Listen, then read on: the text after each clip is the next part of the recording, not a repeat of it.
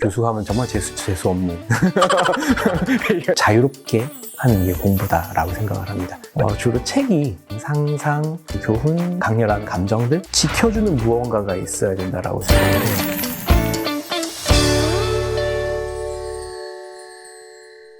저는 부산대학교 사범대학 일반사회교육과에서 법교육을 담당하고 있는 곽한영이라고 합니다. 자세히 보지는 못했어요. 온라인 서점에 검색을 해보면 한 25권 정도 전문학술서라든지 아니면 아주 예전에 썼던 책들은 사라져가지고 안 잡히는 경우들이 있어서 한 40권, 50권 정도 되지 않을까 생각을 하고 있습니다.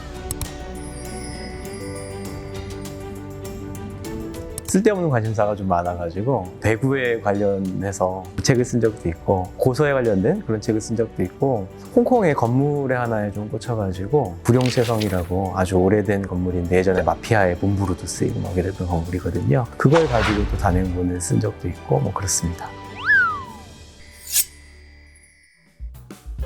처음에 나왔던 책은 내가 사랑한 책들 이렇게 하려고 했는데 출판사 측에서 본인이 김연아면은 내가 사랑한 책들에 사람들이 관심이 있겠지만 곽한영이 사랑한 책은 아무도 관심이 없다. 되게 냉정하게 얘기하시더라고요. 그래가지고 유명한 책의 주인공들 피터와 앨리스와 푸의 여행이라는 이름으로 책이 나왔었고요. 그 책이 뭐 좋은 반응을 얻어서 그 두 번째 책으로 나의 16살을 지켜준 책들이라는 책을 냈습니다. 여자 배구를 특히 좋아해가지고 GS 칼텍스라는 팀을 되게 좋아하거든요. 관련해서 이제 페이스북이라든지 글을 많이 쓰다 보니까 GS 칼텍스 홍보팀에서 연락이 왔더라고요. 악수라도 한번 해보는 건가 막 기대했는데 그건 아니었고 우승을 했는데 축하하는 글을 좀 써달라 그래가지고 사보에 실린 적도 있고 일이 커지다 보니까 또 출판사 측에서 연락이 와가지고 그런 거와 관련해서 좀 책을 냈으면 좋겠다. 실제 전문가들 분들이 많이 있는데 제가 이런 걸 써도 되나? 라는 생각이 들기도 했는데 배구 처음 접하는 분들이 이렇게 읽을 만한 책이 많지 않더라고요. 배구 사랑에 빠지는 순간이라는 책을 내기도 했습니다. 저 스스로도 걱정이 되는 부분도 있어서 일부러 안 하려고 한 게 있거든요. 담배, 당구, 바둑 한번 꽂히면 끝을 봐야지 되는 이건 아예 처음부터 시작도 안 해야지. 최근에 가장 첨단의 매체는 저는 게임이라고 생각을 하거든요. 영화, 음악 여러 가지 것들을 다 아우르는 게임을 깊이 있게 접해보고 싶어가지고 하다 보니까 안심을 내내 지금 게임만 하고 있는 상황이라서 이거 빨리 끊어야 되는데 라고 좀 걱정하고 있는 상황입니다. 재밌더라고요. 사람의 상상력이 여러 가지로 확장된다라는 게. 책으로 출간되지 않나요? 글쎄요. 잘 모르겠습니다. SF 소설을 하나 써볼까? 이런 생각을 하고 있기도 해요. 의문을 갖는 게 제일 중요하다고 생각을 해요. 어떤 거를 조금 깊이 보면은 어색하게 느껴지는 타이밍이 있어요. 예를 들어서 지금 우리 인터뷰를 하고 있는 법학전문대학원의 모의재판실인데 저 뒤로 공간이 되게 넓어요. 넓다 할 게 아니라 이상한데 어색한데 라는 걸 느낄 수 있어야지 돼요. 왜냐면은 다른 데에서는 이런 공간을 못 봤다는 뜻이잖아요. 그럼 반대로 왜 다른 데서는 이런 공간을 못 봤을까? 혹은 반대로 여기서는 어떻게 이런 것들이 가능했을까? 위화감이라는 의문 그리고 의문을 찾아가는 과정들이 쌓이다 보면 어느 순간에 하나의 컨텐츠가 되는 원노트라는 프로그램이 있거든요. 그런 생각들이 나면 간단한 생각은 킵에다가 간단하게 정리를 하고 나중에 긴 형태로 원노트에다가 계속 모아놓는 보물상자를 여기지 열어가지고서 이걸 연관시켜서 빨리빨리 많이 쓴다 이렇게 생각하시게 되는 것 같습니다. 글감들을 만들어 보시고 그러니까 글감을 굳이 만들려고 하는 건 아닌 것 같고요. 깊은 학습이라는 책이 또 하나가 있어요. 깊게만 들어가면은 폭이 좁아가지고 문제가 있다. 그렇게 공부하면 안 된다라고들 얘기를 하잖아요. 근데 어떤 것들을 깊게 파고 들어가면은 대부분 다른 것들하고 연결이 돼요. 사과라는 주제를 깊이 파고 들어가게 되면은 뉴턴의 만류인력의 법칙과도 연결이 될 수가 있고요. 애플이라는 핸드폰 회사 혹은 그리스 신화, 성경과도 연결이 될 수 있는 거거든요. 내가 가지고 있는 의문들을 계속 발전시키다 보면은 지점에서 대부분 좀 만나게 되는 것 같다 그런 생각이 듭니다. 책을 마치 그 자체로 지식, 지성, 정보와 이제 등치시켜서 생각하는 측면이 있는데 책의 형태는 등장한 지가 그렇게 오래되지 않았습니다. 책은 매체예요. 매체일 뿐이지 지식 그 자체는 사실은 아니에요. 그래서 요즘 애들이 책을 안 읽어. 큰일 났어. 일단 무식해. 라고 생각하는데 여기서 책을 읽지 않는다고 해서 지식이 없다거나 생각이 깊지 않다거나 그런 건 아니라는 겁니다. 반대로 어떤 거 물건이 고장나서 이거 왜 이러지? 라고 했을 때 제일 정보를 찾아보기 쉬운 건 유튜브예요. 직접 하는 법을 다 보여주니까요. 그렇죠? 정보를 습득하는 방식이 전 세대와 달라졌을 뿐이지 지식이 부족하다거나 그렇게 생각하지는 않아요. 다만 마샬 맥런이 그런 얘기를 했었거든요. 미디어는 메시지다 라고 얘기를 하는데 텍스트 매체는 텍스트 매체만이 전달할 수 있는 어떤 부분들이 있어요. 사람들의 상상력을 더 많이 자극한다거나 내러티브라고 하죠. 이렇게 선을 쭉 이어서 길게 생각할 수 있는 습관. 반대로 영상 매체 같은 경우는 되게 빠르게 넘어갑니다. 집합적으로 한꺼번에 정보를 팍 전달해요. QR코드가 대표적이라고 생각을 해요. 아들 보면은 핸드폰을 보면서 계속 넘깁니다. 놀라운 게 뭐냐면 야, 그 왜 계속 넘기고만 있냐 그러면은 아, 재미없어서요. 이러더라고요. 그러니까 순간순간 보고 있는 거예요. 우수하고 더 선인 것처럼 생각할 필요는 사실은 없다. 안심하는 거. 안심을 하면 안 되는데 그거는 다른 경험이라고 생각을 해요. 이것이 가지고 있는 재미나 경험이 어떤 것인가를 충분히 경험하지 못했기 때문에 그럴 수 있다라는 생각이 들기도 하거든요. 텍스트를 접할 수 있는 계기들이 많이 좀 주어졌으면 좋겠다라는 생각을 하긴 합니다. 최근에는 이렇게 미니멀하고 깔끔하고 이런 인테리어가 되려면 제일 조건이 책이 없어야 됩니다. 책이 있으면 일단 인테리어가 지저분해지기 시작해요. 주변에서 책 자체를 접할 기회 자체가 줄어드는 것이 또한 책을 더 멀리 하게 되는 생각이 들기도 해요. 네, 심심한 사과를 이해를 못해가지고 뭐 문해력이 떨어져서 문제다. 사과가 한자로 뭔지 혹시 아십니까? 사실은 우리도 몰라요. 그런데 사과에 대해서 알고 있다라고 생각을 해온 거거든요. 예전에 아마 한자를 쓰던 세대들의 입장이었다면 요즘 애들은 사과가 뭔지도 몰라 라고 했을 수도 있어요. 심심한 사과 같은 경우도 마음속에서 우러나는 깊은 해서 심 깊은 심 해가지고 심심 이렇게 쓰고 있잖아요. 필수적인 지식 혹은 윤리 이런 것이 아니고 이제까지 우리가 우연히 습득하게 된 지식이고 요즘 사람들은 잘 몰라서 의사소통이 좀 어렵다 정도로 안타까워할 수는 있겠으나 우리가 쓰던 표현을 다른 이 후대의 사람들이 모른다라고 해서 문제가 있다라고 얘기하는 거는 잘못된 것 같아요. 제가 봤을 때 문제의 핵심은 점점 공통의 인식 기반이라는 게 사라져 가고 있다라는 게 사실은 더 큰 문제라고 생각을 합니다. 세대 간의 문제가 당연히 클 수 있지만 세대 내에서도 이런 분절이 이루어지고 있다고 생각을 하거든요. 우리 세대까지는 이른바 국민 공통 기본 교육을 받은 세대, 똑같은 교과서를 배우고 똑같은 사고를 주로 하고 TV 방송 채널이 4개밖에 안 되던 시절에 살아왔던 사람들이고 지금은 TV 방송 채널이 200개가 넘죠. 유튜브 채널이 전부 하나하나의 방송 매체라고 생각한다 그러면 야, 너 어제 그거 봤어? 이 얘기가 안 되는 거죠. 그러니까 동일한 세대 내에서도 파편화가 이루어지고 있다고 생각을 해요. 물론 다양화라는 점에서 좋을 수도 있지만 우리가 정치 공동체를 이루어 살아가려면 합의가 반드시 필요한데 그런 측면에서 봤을 때는 좀 위험한 신호일 수도 있습니다. 그래서 우리가 진짜로 우려를 해야 되는 부분은 쟤들이 심심한도 몰라가 아니라 분절된 조각들 사이에서 어떻게 하면은 합의의 기반이라는 걸 만들어낼 수 있을 것인가가 중요하다고 생각을 해요. 전 세계적으로 요즘 극단주의가 문제가 되고 있죠. 이런 극단주의의 핵심은 뭐냐면 우리가 당연하다고 생각해왔었던 공통의 인식 기반을 깨고 들어가는 거거든요.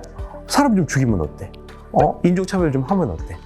강한 놈이 이기는 거 아니야? 능력 있는 사람한테 돈 더 줘야지. 약한 애들을 왜 배려를 해?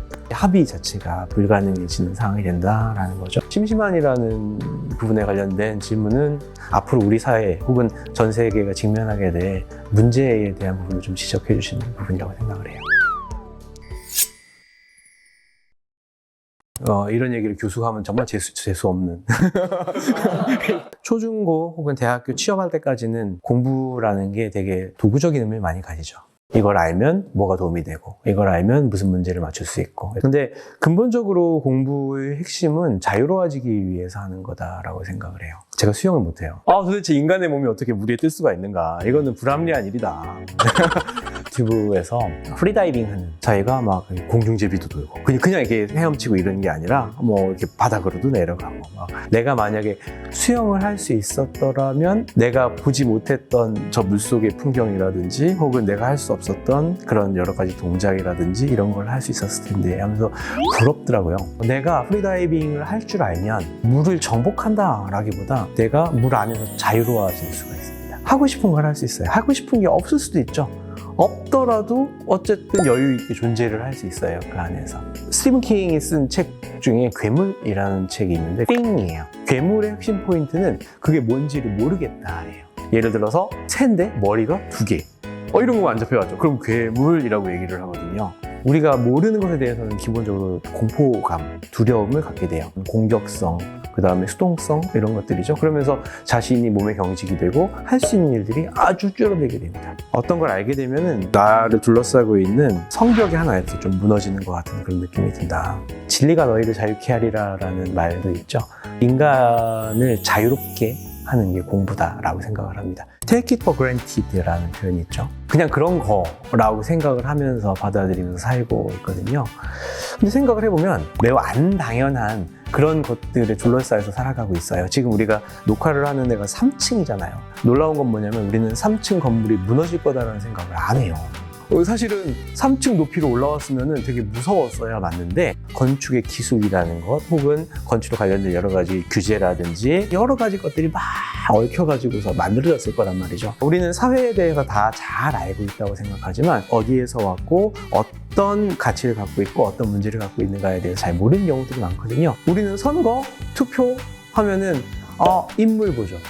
잘생겼나? 누가 제일 탐욕스럽게 생겼나? 이런 거 보면서 선거날 가서 투표하면은 끝이라고 생각을 한단 말이죠. 근데 그게 아니다. 투표를 한다라는 것 자체가 뭔지도 이해하려고 그러면 국회는 무엇이고 정부는 무엇이고 법원은 무엇이고 선거가 어떤 의미를 갖고 있고 어떤 한계를 갖고 있고 공부를 할 필요가 당연히 있다고 생각을 해요. 초, 중, 고의 단계에서 배우는 지식들은 알아두면 도움이 돼라고 해서 가르치는 건 아닙니다. 이거는 최소한 반드시 알아야 우리 사회의 구성원으로서 살아갈 수 있다라고 하는 필수적인 내용들을 담고 있는 거라고 생각을 하거든요. 그런 면에서 사회 교육은 상당히 중요한 의미를 가지고 있다고 생각을 하고요. 법에 대한 지식은 자신의 권리를 지키는 데 물론 중요한 부분도 있겠지만 어떤 방식으로 움직이고 있는가 혹은 앞으로 어떻게 움직여 가야 하는가를 판단하려면 우리 사회에서 합의된 규칙인 법에 대한 지식이 반드시 필요하다라고 생각을 해요. 탈북 학생들한테 교육을 한 적이 있었는데 재밌어 한다기보다 막 이렇게 빨려들듯이 수업을 듣더라고요. 물론 제가 수업을 잘해서 그런 것도 있겠습니다만은 이 친구들이 법이라는 것 자체를 처음 들어봤어요. 당은 알겠는데 법은 뭡니까? 뭐 이런 얘기부터 시작을 하는 거거든요. 얼마나 무서웠겠어요. 동사무소가 뭔지, 시청이 뭔지, 구청이 뭔지, 국회의원은 뭐 하는 사람이고 대통령은 뭐 이렇게 모르는 사회적인 책임을 지니고 성인으로서 사회에서 살아가기 위해서는 정말 절실하다라고 생각이 돼요. 요즘 웬만한 쌈나면 전부 법으로 가죠. 그렇게 되는 이유가 합의가 안 되는 거거든요. 예, 적당한 수준에서 양분화 타협이 안 되고 그럼 법으로 가자가 되는 거거든요. 합의 수준이 점점 줄어들고 있잖아요. 그러면은 맨 끝에 가서 남는 합의 수준의 뼈다귀와 같은 게 다 법이에요. 이거에조차도 만약에 사람들이 합의를 못한다라고 하면은 공동체로서 우리 사회가 존재하기는 아마 어려울 거다라는 생각이 듭니다. 그런 면에서 재헌절이 빨리 공휴일이 되었으면 헌법에 대해 생각할 계기가 없어요. 사람들이 국기도 달고 근데 오늘이 무슨 날이야? 이렇게 생각도 해보고 TV에서 하다못해 프로그램 한두 개라도 해주고 그걸 계기로 전후로 수업도 하고 되는데 재헌절이 휴일에서 빠지고 난 다음에 그런 것들이 전부 사라졌습니다. 그러면서 휴일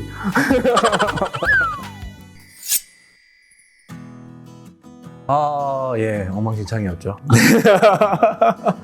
너무너무 힘들었어요. 너무너무 힘들었습니다, 정말로.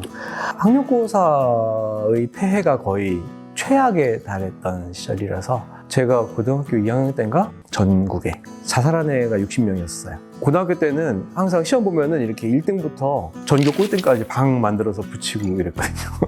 복도를 지나가면은 애들 머리 위에 등수가 둥둥둥 떠다녀요. 제 몇 등, 제 몇 등.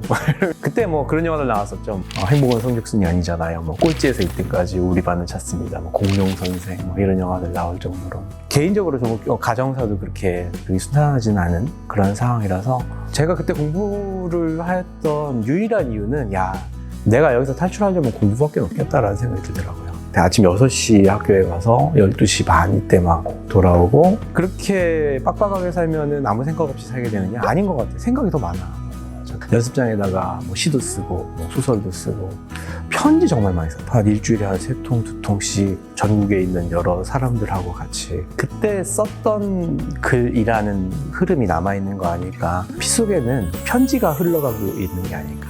그러면서 억지로 버텼던 것 같아요. 힘든 청소년기를 겪었기 때문에 청소년 혹은 젊은 사람들을 보면은 조금 안타까운 마음이 많이 들고 그러는 것 같기는 해요.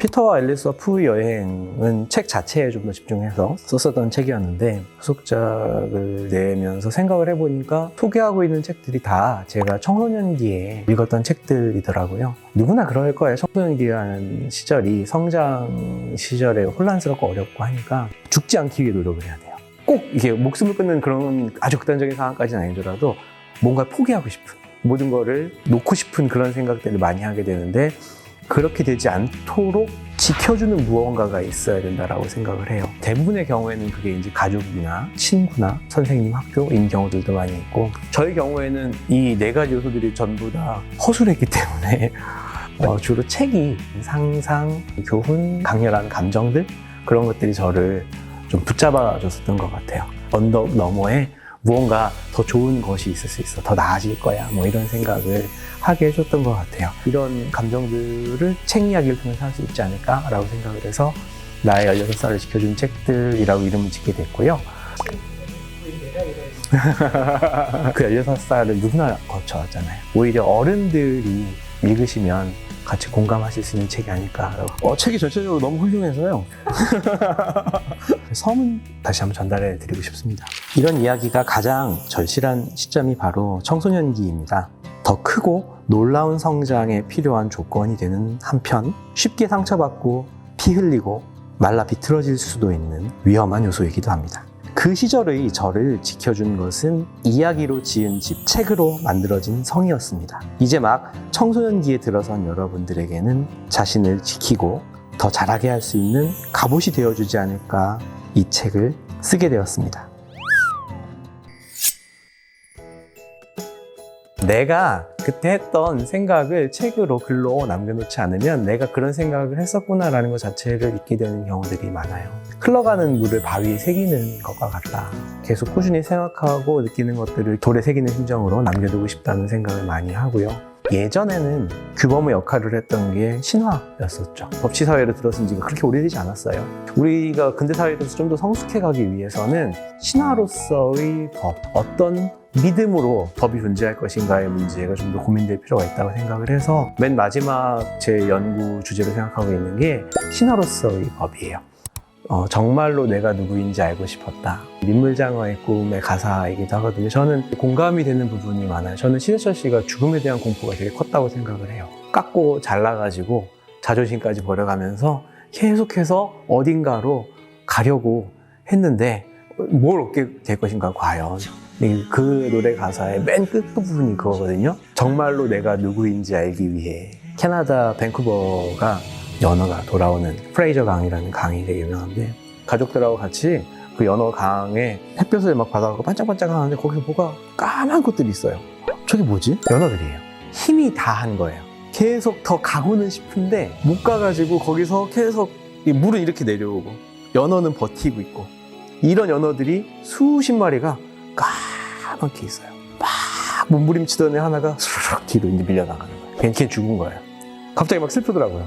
이 산다는 게 뭔가. 왜 저렇게 굳이 상류로 오르려고 했을까? 그래도 저 연어는 나에게 주어진 삶을 최선을 다해서 살아보려고 노력했다라고 끝에 도착하지는 못했지만 말할 수 있지 않을까. 제가 할 수 있는 힘을 다해서 내가 가려고 하는 방향으로 가려고 노력했다. 마지막으로 묘비명에 남길 수 있으면 좋지 않을까? 그런 생각을 합니다. 저는 마당이라고 생각을 해요. 많은 것을 주는 곳이에요. 우선 정말 좋은 학교입니다. 다양한 사람들, 좋은 만남들, 이런 것들이 기다리고 있고, 제가 하고 싶었던 일들을 거의 다 최대한 시도를 할 수 있었다고 생각을 해요. 정말 마음속 깊이 감사한 곳이다라는 생각을 하고, 그걸 어떻게든 제가 갚을 수 있었으면 좋겠다라고 항상 생각을 하고 있습니다. 부산대가 평생의 아내 다음으로 제일 소중한 인연이 아닐까 그렇게 생각을 하고 있습니다.